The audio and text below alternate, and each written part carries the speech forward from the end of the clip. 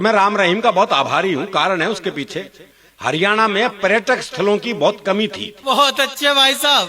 बताओ कौन है आज वो जो गुफा नहीं देखना चाहता। आज टिकट लगा दो, ताजमहल से ज्यादा कमा सकते हैं हम। एक और वो बाबा हरियाणा का रामपाल बाबा, पूरी मिलिट्री बुलानी पड़ गई थी गिरफ्तार करने के लिए। अगले के पास खुद की इतनी फोर्स थी, तो वहीं एक पुलिस वाले ने एक मीडिया वाले को पीट दिया था। मैं टीवी पे वो दृश्य देखा होगा। तो मैंने पुलिस वाले से कहा, मैंने कहा मीडिया वाले को क्यों मारा? बोला सामने से पेट्रोल बम पड़ रहे थे, गोली चल रही थी, पत्थरबाजी हो रही थी, और वो मेरे हलक में माइक देख के पूछ रहा था कैसा महसूस कर रहे हो।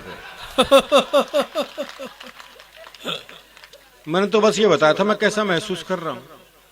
एक और बाबा हरियाणा के, बाबा रामदेव, वो भी हरियाणा के हैं जी। बाबा रामदेव। हाँ, वैसे बाबा क्या कहूं, ने तो लाला रामदेव कहो। नहीं, वो एमडीएच वाला बुड्ढा कॉम्प्लेक्स में आ गया। बोले मॉडलिंग में मेरा प्रतिद्वंदी तो अभी आया है। और जिन बाबाओं को टीवी पे मौका नहीं मिलता बाहर ढूंढते फिरते हैं। वो हरियाणा में एक बाबा जी सुबह से परेशान, कोई मिला ही नहीं जिसे ज्ञान दे सके। सुबह से शाम हो गई तो शाम को देखा एक छोरा हाथ में दिया जलाए आ रहा है। बाबा ने सोचा मिल गया मौका। बोले बेटे तुम्हें पता है ये ज्योति कहां से आती है? बाबा ने सोचा ये जवाब देगा और मैं प्रवचन। लेकिन छोरा हरियाणा का था जी, उसने मारी दिए के फूंक। बोले बाबा ये बताए ज्योति गई कहां? बहुत अच्छे। तो हम प्रवचन सुन ही नहीं सकते जी।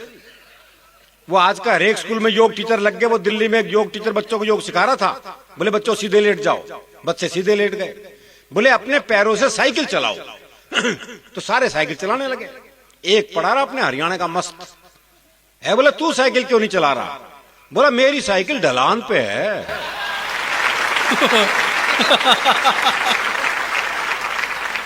अब सिखा लो ने योग। ये आजकल के बच्चे सीखे सिखाए बच्चे हैं साहब, टीवी कंप्यूटर युग के बच्चे हैं। बल्कि मैं तो कहता हूं 2000 के बाद से बच्चे तो पैदा ही नहीं हो रहे, बाप ही पैदा हो रहे हैं। इनसे बहस कर ही नहीं सकते आप। वो क्लास में टीचर ने सवाल कर दिया, बोले जिसे सुनाई नहीं देता उसे क्या कहते हैं?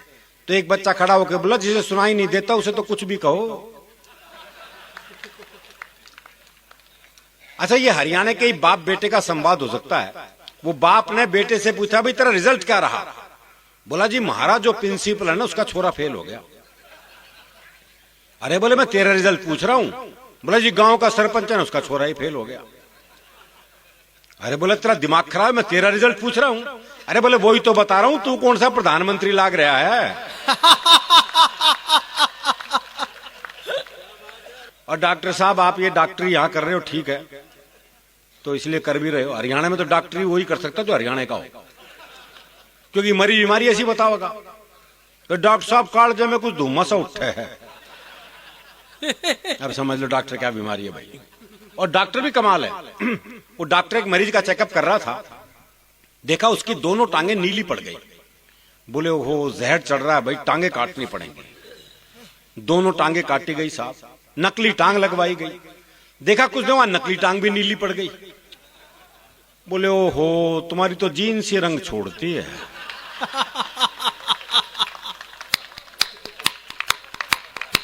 बहुत अच्छे क्या कहने। और डॉक्टर साहब बड़ा घुमा के इलाज होता है, डायरेक्ट इलाज भी नहीं होता हमारे यहाँ। वो एक के बहुत खांसी थी, डॉक्टर के पास गया, डॉक्टर ने जुलाब की गोली दे दी। बाद में कंपाउंडर ने कहा बोले ये क्या कह जी, उसके तो खांसी थी आपने जुलाब की गोली दे दी। बोले कुछ नहीं साला खांसने से पहले 100 बार सोचेगा। बहुत अच्छे।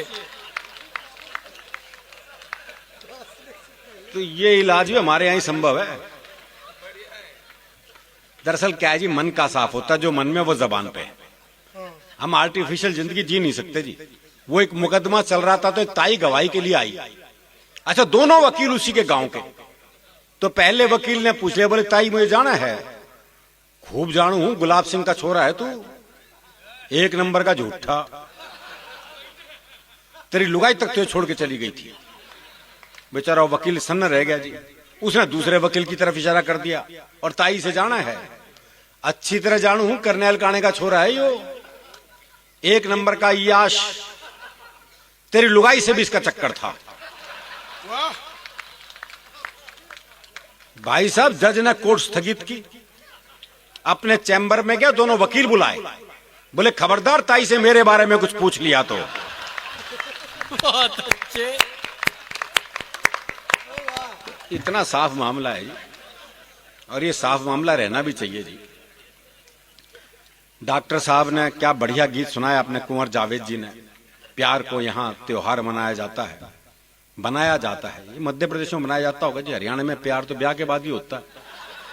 भाई ब्याह से पहले प्यार कर ले तो हम तो पेड़ पे ही लटके मिलते हैं।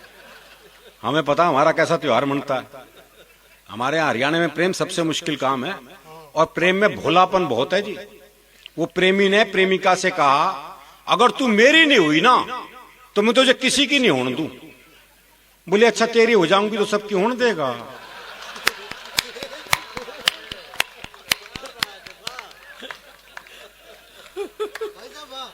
ये जो भोलापन है, वो प्रेमी ने प्रेमिका को जैसी सीने से लगाया तो प्रेमिका बोली तेरा दिल बड़ा कुरकुरा सा है। अरे बोले दिल कुरकुरा कौन है, तने बीड़ी का बंडल तोड़ दिया।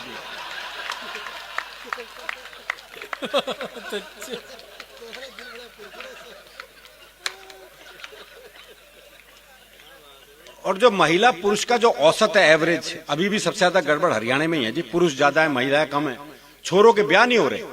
वो एक का 40 साल की उम्र तक ब्याह नहीं हुआ, बहुत दुखी हो रहा था। अपने दोस्त से बोला यार मैंने तो लगा मेरी वाली भ्रूण हत्या में मारी गई।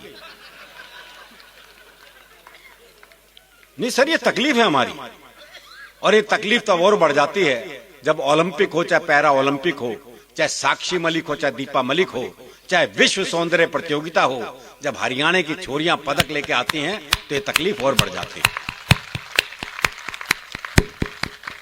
तो हमारे प्रेम का मामला बिल्कुल अलग है जी। मुझे अभी मेरा एक दोस्त मिला, उसके दोनों होठ पूरी तरह जले हुए।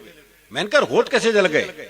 बोला पत्नी मायके जा रही थी, स्टेशन छोड़ने गया था, मारे खुशी के इंजन चूम लिया। कहते हैं जी हरियाणा का आदमी उल्टे जवाब देता है। देखो जवाब उल्टे नहीं देता, लोग सवाल उल्टे करते हैं। ये जितने पुरुष बैठे हैं महीने में एक बार ये सवाल सुनते ही होंगे, लेकिन ये जवाब हरियाणा का ही आदमी दे सकता है जी। वो नाई की दुकान पे बाल कटवाने के लिए पहुंचा तो नाई ने एक सामान्य सा सवाल कर दिया। बोले बाल छोटे करने हैं? बोले बढ़ा भी सके है। बहुत अच्छे भाई साहब। भाई सोचने वाली बात हो, काम तेरे बस की नहीं हो, पूछ क्यों रहा है तू? कल जब मैं घर से चला मैंने पत्नी से कहा, मैंने कहा एक गिलास पानी पिला दे। बोली प्यास लग रही है। मैंने कहा ना, गला चेक करूंगा लीक तो नहीं कर रहा।